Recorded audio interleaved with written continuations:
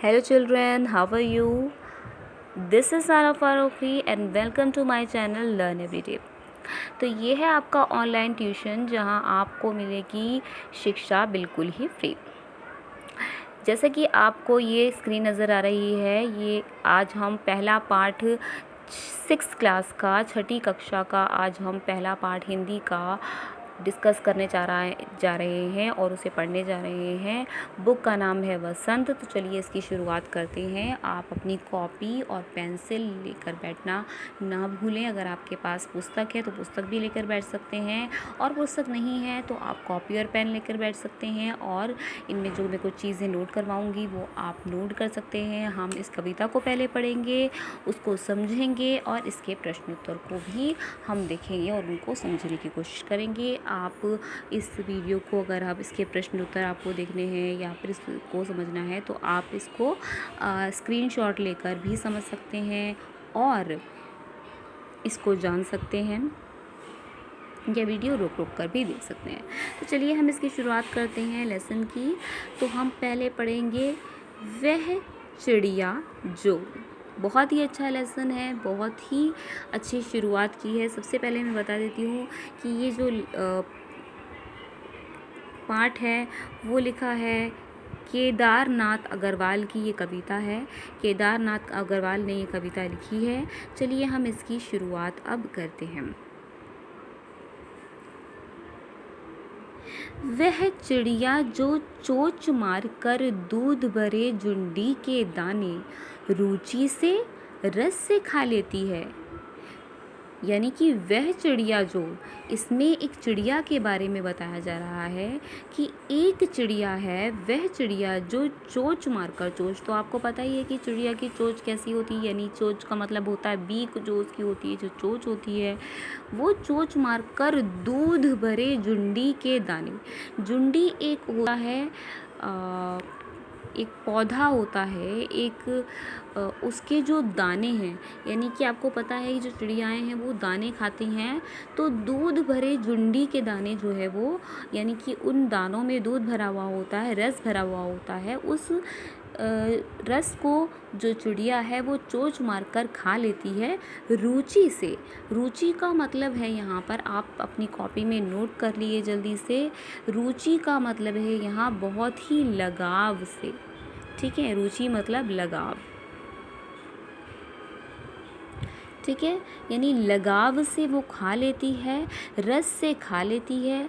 वह छोटी संतोषी चिड़िया नीले पंखों वाली मैं हूँ। वह छोटी चिड़िया अपने बारे में बता रही है कि वह चिड़िया जो चोंच मारती है और दूध भरे जुंडी के दाने रुचि से खा लेती है, लगाव से खा लेती है, प्रेम से खा लेती है, रस भरे दाने होते हैं वो खा लेती है। वह छोटी संतोषी चिड़िया, संतोषी चिड़िया का मतलब, या संतोषी का मतलब होता है, यहाँ मैं लिख देती हूँ, संतोषी का मतलब ये है कि बहुत ही सब्र वाली होती है। ठीक है, उसमें बहुत ही सब्र और शुक्र होता है, वो संतोषी होती है, संतोष करने वाली होती है। नीले पंखों वाली मैं हूँ, यानी यहाँ जो चिड़िया है, इस कविता में जो चिड़िया है वो नीले पंखों वाली है। मुझे अन्न से बहुत प्यार है। अन्न यानी अनाज। अनाज क्या क्या होता है आपको पता है, अनाज क्या क्या होता है, दालें होती हैं, चना है, चावल हैं, ये सारी चीज़ें अनाज में आती हैं। तो चिड़िया को जो इस कविता में चिड़िया है, या उसे अन्न से बहुत प्यार है। आगे चिड़िया कहती है वह चिड़िया जो कंठ खोलकर। अब कंठ का मतलब क्या है, यहाँ पर हम नोट कर लेंगे कि कंठ का मतलब होता है गला। तो वो चिड़िया जो कंठ खोलकर, यानी गला खोलकर बूढ़े वन बाबा की खातिर, यानी कि जो यहाँ वन बाबा, यानी कि वन का मतलब होता है जंगल। ठीक है, आप नोट कर लिए इसे कि वन का मतलब होता है जंगल। बूढ़े वन बाबा की खातिर, यानी कि बूढ़ा जंगल हो गया है, उसकी खातिर रस उंडेल कर गा लेती है, यानी अपने गले में, अपने कंठ में रस उंडेलती है और गा लेती है। आपको पता है कि चिड़िया बहुत ही मधुर गाती है, बहुत ही मीठा गाती है, तो वो ये कह रही है कि मैं वो चिड़िया हूँ जो कंठ खोल कर बूढ़े वन बाबा की खातिर रस उंडेल कर गा लेती है। है। वह छोटी मुँह बोली चिड़िया, मुँह बोली का मतलब ये है कि बहुत ही बोलने वाली चिड़िया जो है, नीले पंखों वाली मैं हूँ। चिड़िया बार बार अपने रंग के बारे में बता रही है, वो नीले रंग की चिड़िया है। मुझे विजन से बहुत प्यार है, यानी कि मुझे गाने से बहुत ही प्यार है। चलिए हम आगे बढ़ते हैं।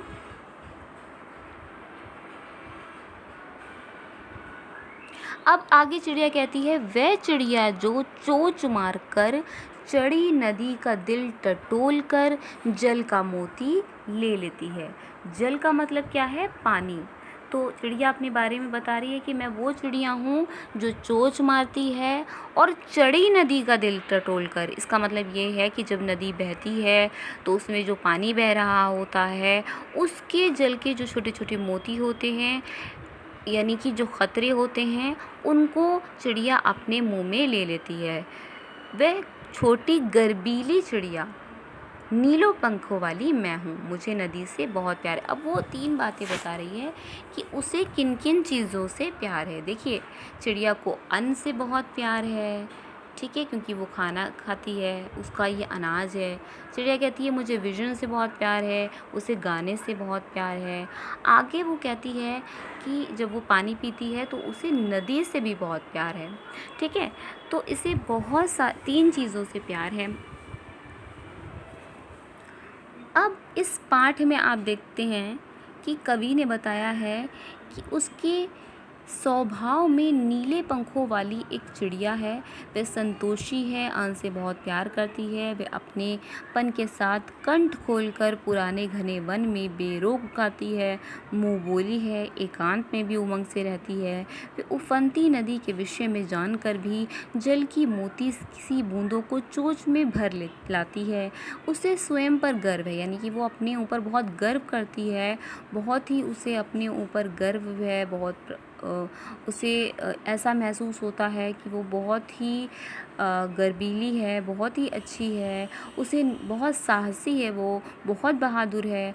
और उसने कुछ अपने जो कह सकते हैं ना कि चिड़िया जो है अपने उन सारी चीज़ों को बता रही है, जिससे हमें पता चलता है कि चिड़िया जो है वो कितनी साहसी है और जो कि इन चीज़ों को पूरा करती है, ठीक है। तो अब आप देख सकते हैं इसमें है प्रश्न अभ्यास है।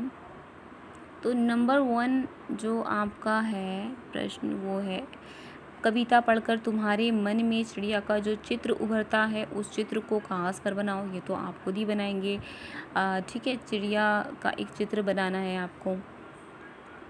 दूसरा है, तुम्हें कविता का कोई शीर्षक देना हो तो क्या शीर्षक देना चाहोगे? उपयुक्त शीर्षक सोचकर लिखो। यानी कि अगर आपको कोई टाइटल देना हो, जैसे कि इस कविता का नाम है वह चिड़िया जो, अगर आपको दूसरा कोई और नाम देना हो तो आप क्या इसे लिखेंगे? तो आप भी और भी बहुत सारी चीज़ें लिख सकते हैं, जैसे कि नीले पंखों वाली चिड़िया भी लिख सकते हैं आप, ठीक है। आप गर्वीली या संतोषी चिड़िया भी लिख सकते हैं। ये जो भी आपके मन में आ रहा है शब्द, आप उसको लिख सकते हैं। देखिए प्रश्न तीसरा देखते हैं हम। इस कविता के आधार पर बताओ कि चिड़िया को किन किन चीज़ों से प्यार है। तो देखिए हमने यहाँ पढ़ा था कि चिड़िया को अन्न से बहुत प्यार है, चिड़िया को विजन से बहुत प्यार है, और चिड़िया को यहाँ पर हम देखते हैं कि नदी से बहुत प्यार है। तो ये आपका तीसरा क्वेश्चन जो है वो यहाँ पर आपका हो जाता है कवर, ठीक है।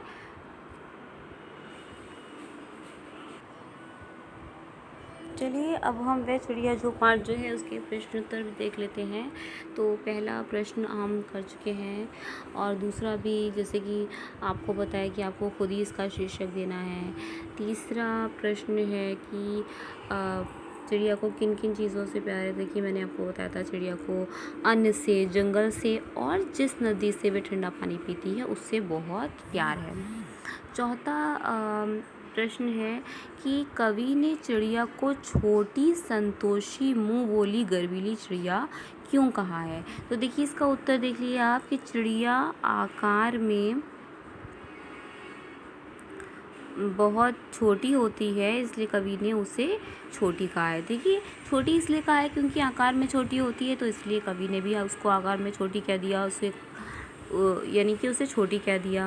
वह अन्न के दाने में ही संतुष्ट है, यानी उसे और कोई चीज़ें नहीं चाहिए, उसे बस अन्न का दाना चाहिए, तो इसीलिए उसे संतोषी कहा है। वह सारी बातों को बोल देती है, इसीलिए उसे मुँह बोली कहा है।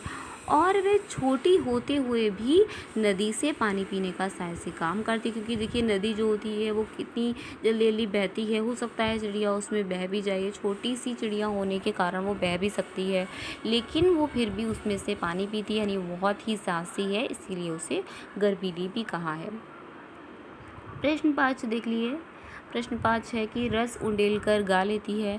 रस उंडेल कर गा लेती है, यानी कि जब चिड़िया खुश होकर गाने लगती है तो ऐसा लगता है कि वो उसने अपने गले में रस उंडेल लिया है और गा रही है। ठीक है। अब है खा कि चढ़ी नदी का दिल टटोल कर जल का मोती ले जाती है।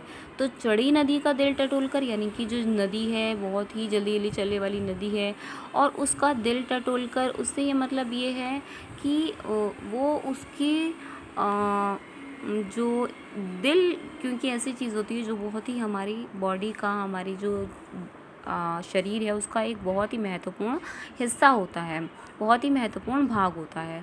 तो जो नदी का दिल टटोल कर, नदी की यानी कि बहुत ही महत्वपूर्ण चीज़ लेकर जल का मोती ले जाती है। जल का मोती जो है वो नदी का दिल होता है, तो वो उसके मोती के समान, क्योंकि जो चिड़िया होती है वो बहुत छोटी होती है, वो जो भी बूंद बूंद पानी पीती है, जो वो बूंदें अपने मुंह में रखती है, तो वो जल के मोती होते के समान लगते हैं। तो यही आपको ये वाला ही आप जो उत्तर है वो भी इसमें कर सकते हैं, इस खा में। ठीक है, चलिए आगे बढ़ते हैं हम। प्रश्न है कि नीचे कुछ पक्षियों के नाम दिए गए हैं, उनमें यदि कोई पक्षी एक से अधिक रंग का है तो लिखो कि उसके किस रंग हिस्से का रंग कैसा है। जैसे तोते की चोंच लाल है, शरीर हरा है। तो मैना जो होती है उसका हल्का काला रंग होता है। अब देखिए, अब कौवे है, कौवा जो होता है उसका हल्का गहरा रंग होता है, कहीं उसके पंख काले होते हैं, कई हल्के ग्रे कलर के, आपको या सुरमई कलर आप उसको लिख सकते हैं। बतख है, चोंच और पाँव जो होते हैं हल्का पीला रंग होता है, शरीर का रंग सफ़ेद होता है, और ठीक है, और पंखों का भूरा कलर होता है। कबूतर है, उसमें स्लेटी रंग दे सकते हैं, आंखें लाल दे सकते हैं, पाँव गुलाबी होते हैं, गला सतरंगी रंग देख सकते हैं आप, है ना। तो ये आप प्रश्न जो है आपका दूसरा भी बहुत इजी है, ये आप तो खुद भी ऑब्जर्व कर सकते हैं चीज़ों को।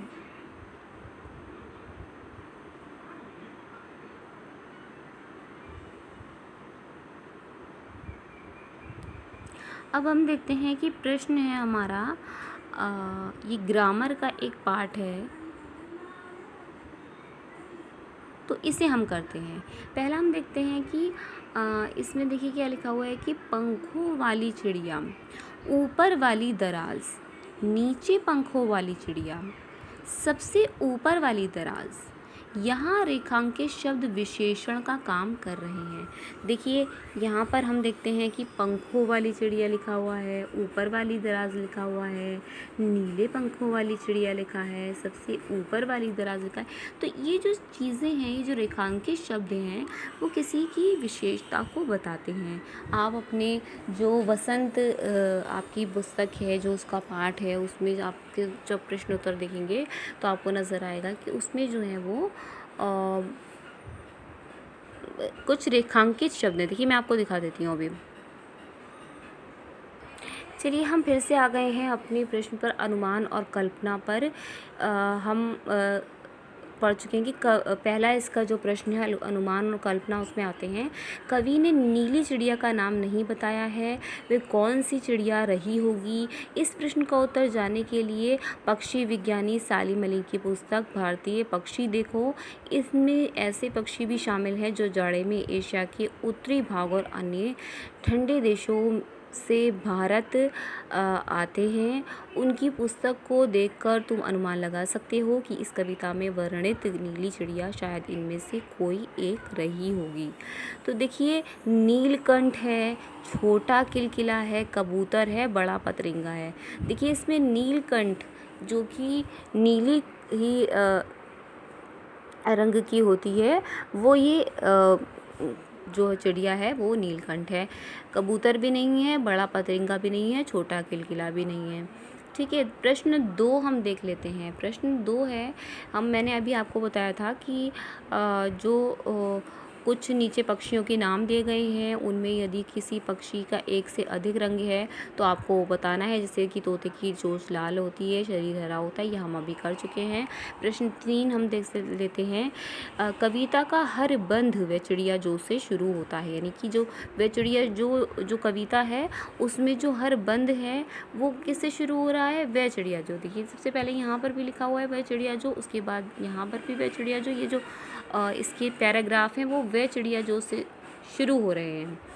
ठीक है, तो यही बता रहे हैं अनुमान और कल्पना में प्रश्न नंबर 3 है, इसमें यही बता रहे हैं कि कविता का हर बंद जो है वह चिड़िया जो से शुरू होता है। ठीक है, और मुझे बहुत प्यार है, यानी बहुत सारी चीज़ों से प्यार है। वो कहती है कि मुझे नदी से बहुत प्यार है, मुझे हंस से बहुत प्यार है और मुझे विजन से बहुत प्यार है, पर ख़त्म होता है। तुम भी इन पंक्तियों का प्रयोग करते हुए अपनी कल्पना से कविता में कुछ नए बंद जोड़ो। तो आप भी इसमें कुछ नए बंद जोड़ सकते हैं। आप भी लिख सकते हैं कुछ चिड़िया की विशेषताओं के बारे में, और चिड़िया के बारे में आप भी कुछ इसके बारे में बता सकते हैं। ये आपको अपनी कल्पना से करना है।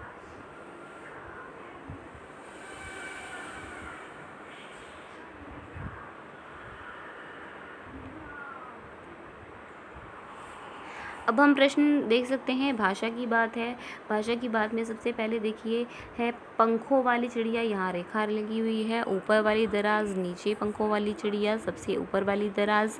ये मैंने आपको बताया था कि मैं आपको अभी बताने वाली हूँ। देखिए यहाँ रेखांकित जो शब्द हैं वो बताते हैं किसी चीज़ के विशेषण, किसी चीज़ की विशेषता के बारे में बताते हैं। जैसे कि पंखों वाली चिड़िया, तो पंखों वाली जो है चिड़िया की विशेषता है कि वो पंखों वाली है। नीले पंखों वाली चिड़िया, यानी नीला जो रंग है, नीले पंख जो है वो चिड़िया की विशेषता है। तो ये शब्द चिड़िया और दराज संख्याओं की विशेषता बता रहे हैं और इन्हें विशेषण हम कहते हैं। ठीक है, और जो दराज है या चिड़िया है, यानी कि जिसके बारे में विशेषता हो रही है, जिसके बारे में बात की जा रही है, वो क्या है, विशेष्य उसे हम कहते हैं। यहाँ वाला वाली जोड़कर बनने वाले कुछ और विशेषण दिए गए हैं। ऊपर दिए गए उदाहरणों की तरह इनके आगे एक एक विशेषण आपको जोड़ना है। तो चलिए हम इसको जोड़ते हैं। मोरों वाला बाग, तो आप इसमें लिख सकते हैं कि इसमें अपने शब्द जोड़ सकते हैं, जैसे कि सुंदर, आप इसमें सुंदर लिख सकते हैं, सुंदर मोरों वाला बाग। ठीक है, पेड़ों वाला घर, तो आप कौन से पेड़ों वाला घर, हरे पेड़ों वाला घर लिख सकते हैं, है ना, ऊंचे पेड़ों वाला घर लिख सकते हैं। फूलों वाली क्यारी, यानी कि आप सुंदर फूलों वाली क्यारी भी, इसमें भी आप सुंदर लिख सकते हैं। स्कूल वाला रास्ता, तो आप इसमें लंबा स्कूल वाला रास्ता भी लिख सकते हैं। मैं लिख देती हूँ इसमें, आप लंबा स्कूल वाला रास्ता लिख सकते हैं। हंसने वाला बच्चा, प्यारा हंसने वाला बच्चा, है ना, या मूँछों वाला आदमी, बड़ी मूँछों वाला आदमी, ये सारी चीज़ें आप इसमें भर सकते हैं। आप अपने मन से भी शब्द लिख सकते हैं। तो चलिए हम आगे बढ़ते हैं। प्रश्न है 2, वह चिड़िया जुंडी के दाने रुचि से खा लेती है, वह चिड़िया रस उंडेल कर गा लेती है। ठीक है, तो इन कविता की इन पंक्तियों में मोटे छापे वाले दे सकते हैं, रुचि से, और ये रुचि से और ये रस उंडेल कर, ये मोटे छापे वाले हैं। उनको शब्दों को आपको ध्यान से पढ़ना है। पहले वाक्य में रुचि से, ये जो पहला वाक्य है इसमें रुचि से लिखा हुआ है, खाने के ढंग की, और दूसरे वाक्य में रस उंडेलकर गाने की विशेषता बताई गई है। देखिए सबसे पहले क्या बताया गया कि रुचि से खाती है, यानी कि खाने के बारे में बताया कि वो रुचि से खाती है, और दूसरा है गाना गाती है, वो रस उंडेलकर गाती है।